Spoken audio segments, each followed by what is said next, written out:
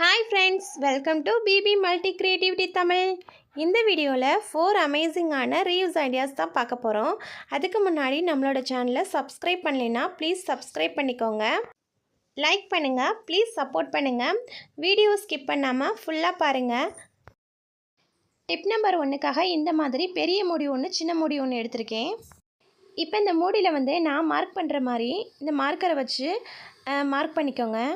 இந்த மாதிரி 2 புள்ளி வச்சுட்டு அதுக்கப்புறம் பார்த்தீங்கன்னா ஒரு பா ஷேப்பில் தலைக்கீழ பா ஷேப் வர மாதிரி இந்த மாதிரி 3 போட்டு விட்டுக்கோங்க. அதுக்கப்புறம் கீழே ஒரு புள்ளி மாதிரி வச்சுக்கோங்க.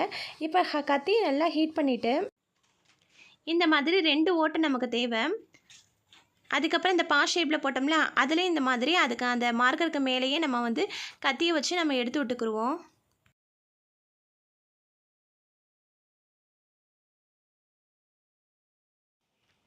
இப்போ கத்தியை வச்சு இந்த 3 சைடை மட்டும் நம்ம எடுத்து விட்டுக்குருவோம்.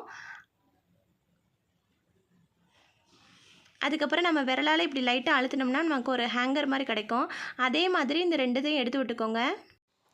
அதுக்கப்புறம் கீழே ஒரு டாட் வச்சோம்னா அதுலேயும் நம்ம என்ன செய்ய போகிறோம்னா ஒரு ஓட்டை போட்டுக்கலாம். இப்போ அதுக்கடுத்து ஒரு அந்த சின்ன மூடி எடுத்துக்கோங்க. சின்ன மூடியில் அந்த சைடு இருக்க பகுதியை மட்டும் நம்ம விட்டுட்டு இப்போ வட்டமாக நம்ம என்ன செய்ய போகிறோம்னா ஒரு ரிங்கு மாதிரி கட் பண்ணி வச்சுக்கிற போகிறோம்.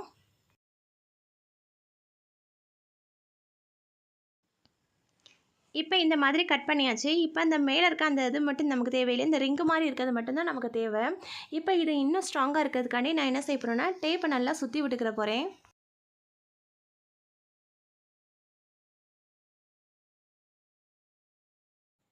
இப்போ ஃபுல்லாக டேப்பை ஃபுல்லாக சுற்றி விட்டாச்சு. அதுக்கப்புறம் இந்த சைடு ஓரங்களில் இருக்குங்களா அது பெரிய முடியல அதிலே நான் என்ன செய்ய போகிறேன்னா டேப்பை ஒட்டி விட்டுக்கிற போகிறேன். இப்போ டேப்பை ஒட்டியாச்சு.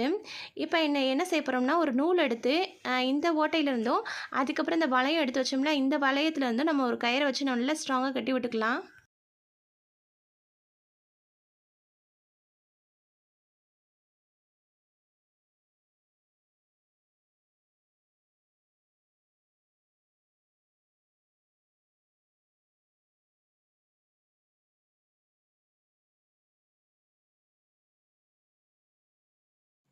அதே மாதிரியே மேலே ஒரு 2 ஓட்டை போட்டோம்ல அந்த ஓட்டையிலையும் ஹேங் பண்ணுற மாதிரி ஒரு கயிறை வச்சு ஸ்ட்ராங்கான கயிறை வச்சு நல்லா கட்டி விட்டுக்குருவோம்.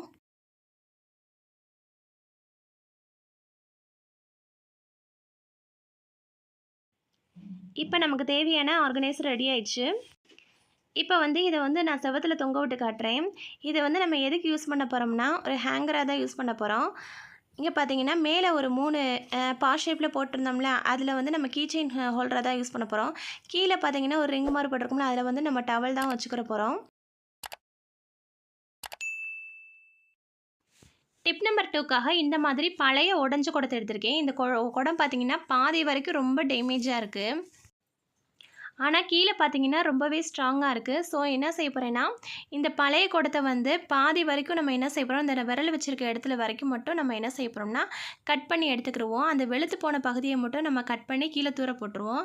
இப்போ இந்த மாதிரி கட் பண்ணதுக்கப்புறம் இங்கிட்ட இருக்க மேலே இருக்க இந்த வெளுத்து போன பகுதியை நம்ம சேர்த்து கட் பண்ணி விட்டுக்கிறோம். இதுவும் நமக்கு தேவையில்லை.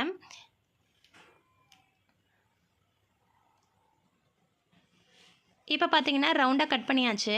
இப்போ பார்த்தீங்கன்னா அது குடம்னு தெரியாத அளவுக்கு இப்போ நமக்கு ஒரு பவுல் மாதிரி கிடச்சிருச்சு. இந்த குடத்தை இன்னும் கொஞ்சம் டெக்கரேட் பண்ணுறதுக்கான நான் என்ன செய்ய போகிறோம்னா இந்த மாதிரி கிளிட்டர் டேப் இருக்குது. அந்த டேப்பை வச்சு சுற்றி வச்சு நான் ஒட்டி விட்டுக்கிற போகிறேன்.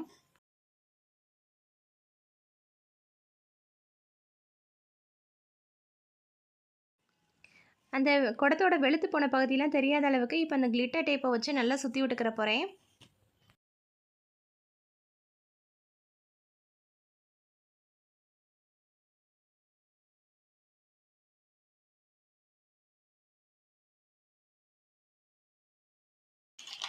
இப்போ பார்த்தீங்கன்னா 3 ரோவாக நான் சுற்றி விட்டுருக்கேன்.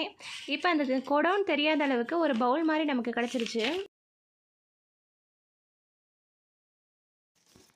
இப்போ நம்ம ஏதாவது திங்ஸ் இதில் போட்டு வச்சுக்கலாம். நான் இதில் என்ன போட்டு வச்சுக்கிற போகிறேன்னா என்கிட்ட இருக்க டேப்பு கம்மு இதெல்லாம் பார்த்தீங்கன்னா ஒரே இடத்துல ஆர்கனைஸ் பண்ணுற மாதிரி இந்த பவுலில் போட்டு வச்சுருக்கேன்.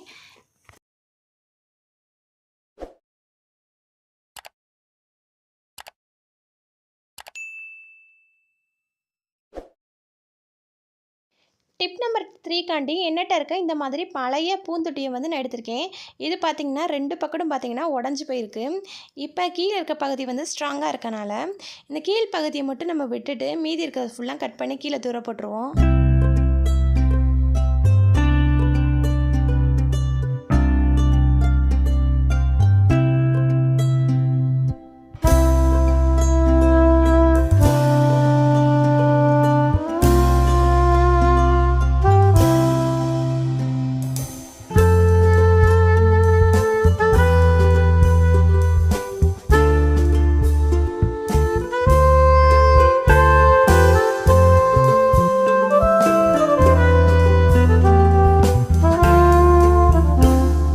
இப்போ சுற்றி கட் பண்ணதுக்கப்புறம் நமக்கு வந்து இந்த மாதிரி தான் இருக்கும். இப்போ இது எதுக்கு நான் யூஸ் பண்ண போகிறேன்னா, சோப்பு டப்பாவை தான் நான் யூஸ் பண்ண போகிறேன். அடியில் இருக்க அந்த ஓட்டை வழியாக தண்ணியெலாம் ஃபில்டர் ஆயிரும். ஸோ இதை வந்து நம்ம வந்து சோப்பு டப்பாவை நம்ம யூஸ் பண்ணிக்கலாம்.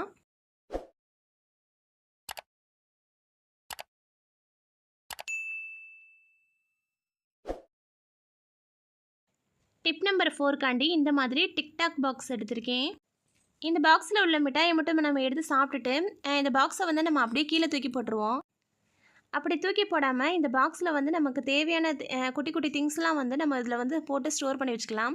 முதல்ல இந்த ஸ்டிக்கரை வந்து நம்ம டிக்டாக் பாக்ஸுன்னு தெரியாத அளவுக்கு இந்த ஸ்டிக்கரை முதல்ல நம்ம கிழிச்சு விட்டுக்குருவோம். இப்போ இந்த பாக்ஸை வந்து நல்லா க்ளீன் பண்ணிவிட்டேன். இது வந்து பார்த்திங்கன்னா டிக்டாக் பாக்ஸ்னே தெரியல. இதில் வந்து நான் என்ன போட்டு வச்சுக்கிற போகிறேன்னா, என்னட்ட இருக்க குட்டி குட்டி வந்து ஊசியை போட்டு வச்சுக்கிற போகிறேன். இந்த பாக்ஸில் பார்த்திங்கன்னா பொட்டு, அதுக்கப்புறம் சேஃப்டி பின்னு, இந்த மாதிரி நம்ம குட்டி குட்டி ஐட்டம்ஸ்லாம் போட்டு ஸ்டோர் பண்ணி வச்சுக்கலாம். நான் இதில் வந்து என்ன போட்டு வைக்க போகிறேன்னா, ஊசி, இந்த மாதிரி கை ஊசி தான் போட்டு வச்சுக்கிற போகிறேன். இது வந்து நம்ம அடிக்கடி எடுத்து யூஸ் பண்ண மாட்டோம். ஆனால் வந்து எங்கிட்டாவது வச்சுருவோம். ஸோ இந்த மாதிரி பாக்ஸ்குள்ளே நம்ம போட்டு வச்சுக்கும் போது அது பாதுகாப்பாக இருக்கும்.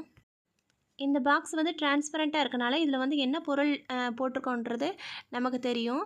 ஸோ இதை வந்து நமக்கு எப்போ தேவைப்படுதோ அப்போ எடுத்து நம்ம யூஸ் பண்ணிக்கலாம்.